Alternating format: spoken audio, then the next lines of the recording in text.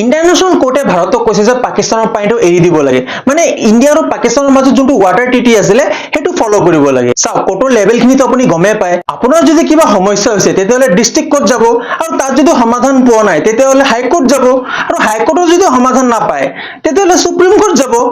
কিন্তু সুপ্ৰিম কোৰ্টত যদি সমাধান নহয় তেতিয়া ক'ত যাব?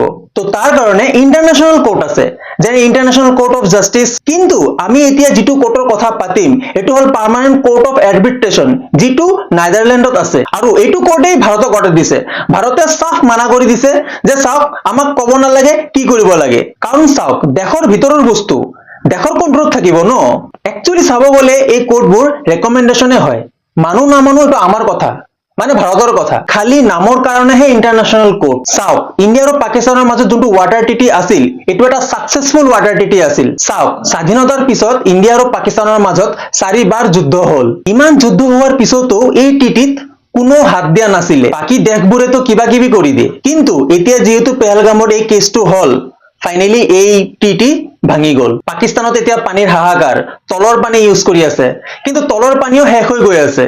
তো আমি ইন্টাৰনেশ্যনেল কোৰ্টৰ কথা পাতি আছিলো, এই ইন্টাৰনেশ্যনেল কোৰ্টৰ কথা কোনেও নুশুনে। এই PCA কোৰ্ট চাইনা আৰু বহুত দেশক অৰ্ডাৰ দিছিলে, কিন্তু কোনেও নুশুনে। লাইক সাবস্ক্ৰাইব কৰি দিব।